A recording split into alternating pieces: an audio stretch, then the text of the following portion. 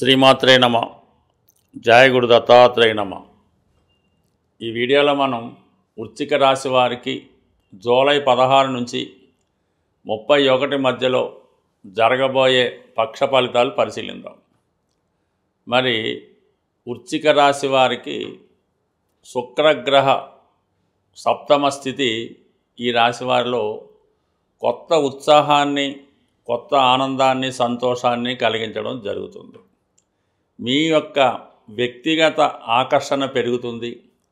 బాగా రిలాక్స్గా ఉండి ఏదో ఒక ఎంటర్టైన్మెంట్ కార్యక్రమంలోనో మీకు ఇష్టమైన వారితోనో కాలక్షేపం చేయడమో గడపడమో జరిగే అవకాశం ఉంది. ఏదో ఒక వివాహ కార్యక్రమంలోనో వినోద కార్యక్రమాల్లో పాల్గొనడం జరుగుతూ ఉంటుంది. అలాగే చాలా కాలంతో మీతో విరోధం పెట్టుకున్నటువంటి భార్యాభర్తలు అవ్వచ్చు, అలాగే ఏదన్నా స్నేహితులు అవ్వచ్చు, ఈ సమయంలో తిరిగి మళ్ళా కలుసుకొని చాలా ఉత్సాహంగా గడిపే అవకాశం అది ఉంటుంది. వివాహ ప్రయత్నాలు చేస్తున్న వారికి యాజిటీజ్గా వివాహ ప్రయత్నాలు ఫలించే అవకాశం చాలా వరకు ఉంది. సప్తమం మగపిల్లలకి వివాహం జరగాలంటే సప్తమ స్థానంలో శుభగ్రహం గోచారీత్యా వచ్చినప్పుడు, స్త్రీలకు వివాహం అన్నది స్త్రీలకు మాంగళ్య స్థానం అష్టమ స్థానం కాబట్టి అక్కడ గురువు ఉండడం వల్ల స్త్రీలకు కూడా వివాహపరంగా అనుకూలంగా ఉంటుంది. ఇది స్త్రీలకి ధనాన్ని కూడా ఇచ్చే అవకాశం ఉంది. అంటే కామన్గా అందరికీ ఉంటుంది, స్త్రీలకు ఇంకా ఎక్కువ సౌకర్యం ఉండడం జరుగుతూ ఉంటుంది. ఈ విధంగా వివాహపరమైన సమస్యలు తొలుగుతాయి. అలాగే ప్రియమైన వారిని, ఇష్టమైన వారిని కలుసుకుంటారు.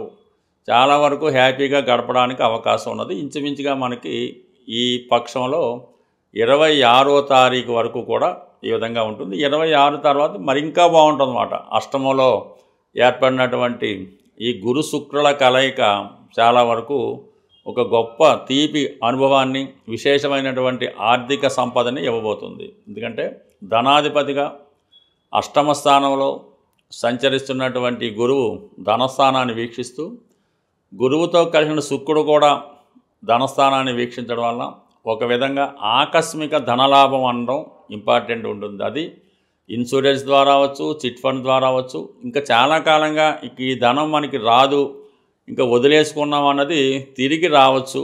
కొన్ని సందర్భాల్లో ఈ వివాహ సంబంధించినటువంటి సెటిల్మెంటు అంటే డౌరీ రూపంలో రావచ్చు, భరణం రూపంలో రావచ్చు. ఏదైనా సరే ఊహించినంతవరకు ఆర్థిక పరంగా అటు కేవలం ధనమే కాదు, అటువంటి శుభవార్త కూడా మీరు ఈ సమయంలో వినడం జరుగుతూ ఉంటుంది. అలాగే స్థిరాస్తి కొనాలనే మీ యొక్క ప్రయత్నం చాలా వరకు నెరవేరుతుంది. కానీ మీకు గతంలో ఉన్నటువంటి స్థిరాస్తి ఏమైనా ఉంటే అది విక్రయించడం కానీ, దాన్ని మార్చడం వల్ల కానీ కొత్తగా స్థిరాస్తి కొనే అవకాశం ఉంది. ఉద్యోగపరంగా స్వయం కృషితోనే ఎవరి సహకారం లేకుండా కొత్త ఉద్యోగం సంపాదించే అవకాశం ఉంటుంది. అటు క్రీడారంగంలో ఉన్న, డిపార్ట్మెంట్లో ఉన్న, ఎక్కడున్నా సరే మీకు మీ యొక్క ప్రతిభకు తగిన గుర్తింపు రావడం జరుగుతూ ఉంటుంది. అంటే దశమంలో కుజుడు దిగ్బలుడై ఉంటాడు. దానివల్ల వృత్తిలో చాలా స్ట్రిక్ట్గా, చాలా డిసిప్లిన్గా ఉండడం జరుగుతూ ఉంటుంది. అయితే ఇది విధంగా రాహు 4లో ఉండడం వల్ల వృత్తిలో ఎక్కువసేపు బయట గడపవలసి ఉంటుంది. విద్యార్థులు హాస్టల్లో చేరి చదువుకోవలసి ఉంటుంది. అయితే వాళ్ళు ఎంత కష్టపడినా తగినటువంటి గుర్తింపుని, ప్రతిఫలాన్ని పొందలేకపోతుంటారు. చదువు విషయంలో వారు కంప్లీట్గా అన్సాటిస్ఫైడ్ రిజల్ట్ ఇవ్వడం జరుగుతూ ఉంటుంది. దీనికి పంచమంలో ఉన్నటువంటి శని కూడా కారణం అవుతుంటాడు.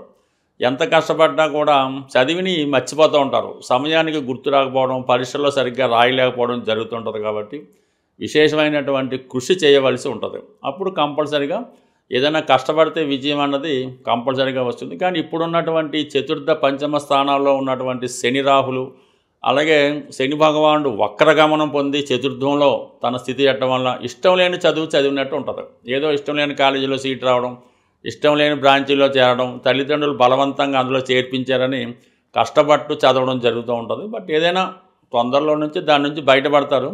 టెంపరీగా మాత్రం ప్రస్తుతం నిరాశ నిస్పృహతో విద్యార్థులు ఉండడం జరుగుతూ ఉంటుంది.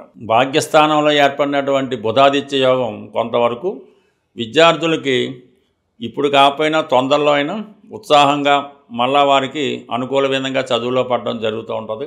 ఇది ఎక్కువగా విదేశ ప్రయత్నాలు చేస్తున్న వారికి, వేరే ఊర్లో చదువుదాం అనుకున్న వారికి చాలా వరకు ఒక విధంగా మంచి ఫలితాన్ని ఇవ్వడం జరుగుతూ ఉంటుంది. అయితే ఏదన్నా కొంతవరకు పేరెంట్స్కి దూరంగా ఉండి సొంత ఊరికి స్నేహితులకి దూరంగా ఉండి చదువుకోవడమే ఎక్కువ శాతం కనబడుతూ ఉంటుంది. సో ఏదైనా ఈ వృశ్చిక రాశి వారికి శుక్రగ్రహ సంచారం, గురుగ్రహ సంచారం అనుకూలంగా ఉండడం వల్ల మిగతా గ్రహాలు అటు ఇటుగా ఇబ్బంది పెడుతున్నా చాలా వరకు ఈ శుభగ్రహాల ఫలితంతో చివరికి మీరు అనుకున్న సక్సెస్ ఖచ్చితంగా పొందడం జరుగుతూ ఉంటుంది. కానీ ఎట్టి పరిస్థితుల్లో కూడా ఈ స్పెక్యులేషను, ఈ జోదం, ఈ పేకాట రేసులు వారి జోలికి మాత్రం ఎట్టి పరిస్థితుల్లో వెళ్ళొద్దు. శని భగవానుడు వక్రగమనం వల్ల ముందుగా లాభించినట్టే కనబడుతూ ఉంటుంది, చివరికి మొత్తం పోవడం జరుగుతుంటుంది. కాబట్టి ఏదైనా ఈ రాశివారు ఇప్పటికే చాలా వరకు ఈ విషయంలో నష్టపోయి ఉన్నారు. మరింత నష్టపోకుండా జాగ్రత్త పడవలసిందిగా విజ్ఞప్తి.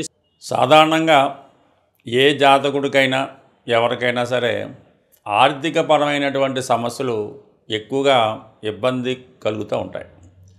అలాగే కొన్ని సందర్భాల్లో అన్నదమ్ముల మధ్య, భార్యాభర్తల మధ్య, స్నేహితుల మధ్య వచ్చే విభేదాలు మనస్తాపానికి గురి చేస్తూ ఉంటాయి.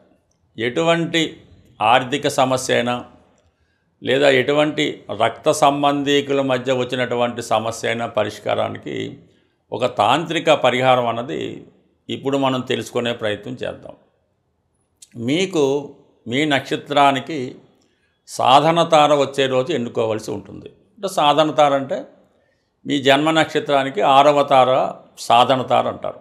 ఆ సాధన తారలో మనం ఏ ప్రయత్నం చేసినా కంపల్సరీగా అది సక్సెస్ రావడం జరుగుతూ ఉంటుంది. అది కోర్టు కేసు అవ్వచ్చు, ఉద్యోగ ప్రయత్నం అవ్వచ్చు, రుణ ప్రయత్నం అవ్వచ్చు, కంపల్సరీగా సక్సెస్ అవుతూ ఉంటుంది.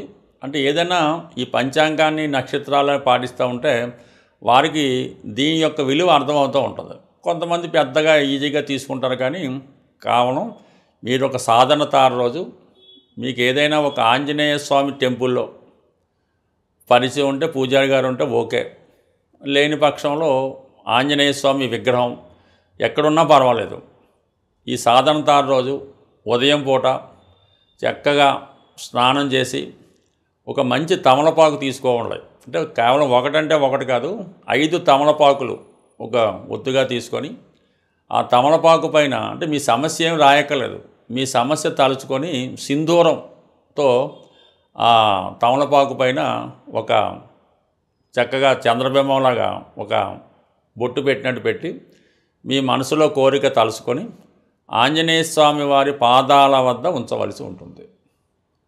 ఈ విధంగా ఒక్క 41 రోజులు ఈ యొక్క ప్రయత్నం, ఈ యొక్క నియమం చేయడం వల్ల వీలైతే ఈ 41 రోజులు కూడా సాత్వికమైనటువంటి ఆహారం తీసుకోవడం, హనుమాన్ చాలీసా పారాయణ చేయడం, ఈ పటిక బెల్లం అంటే ఇంటి దగ్గరైనా మీరు ఈ ఆంజనేయ స్వామి విగ్రహం దగ్గరైనా పటిక బెల్లం నైవేద్యంగా పెట్టి ఈ 41 రోజులు విధి విధానంగా పూర్తి చేయడం వల్ల ఎటువంటి సమస్య అయినా 100% నెరవేరడం జరుగుతూ ఉంటుంది.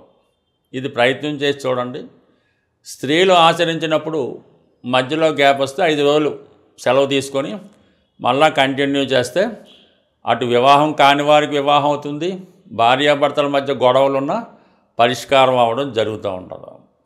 దీంతోపాటు ఇంకొక చిన్న రెమెడీ అంటే దురదృష్టవశాత్తు ఈ సిటీలో ఉన్న వాళ్ళకి ఆ రెమెడీ జరగకపోవచ్చు. ఎందుకంటే మనకి కాకులు అన్నవి కనబడటమే లేదు. అవకాశం ఉన్నవాళ్ళు కాకులు వస్తూ ఉంటాయి.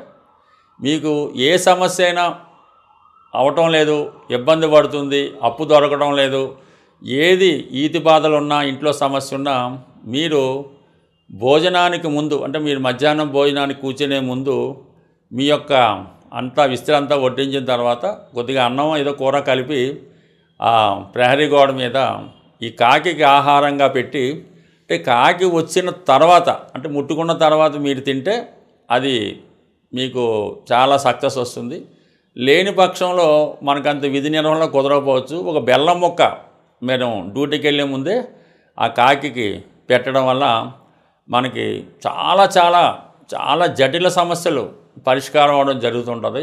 ఏ సమస్య అయినా ఒక రోజు పెడితే అది సరిపోదు, అది మొక్కుబడిగా చేసినా కూడా సరిపోదు. సంపూర్ణ విశ్వాసంతో చేయడం వల్ల కంపల్సరీగా మీకు ఎటువంటి సమస్య అయినా ఈ పరిష్కారం అవడం జరుగుతూ ఉంటుంది. స్వస్తి.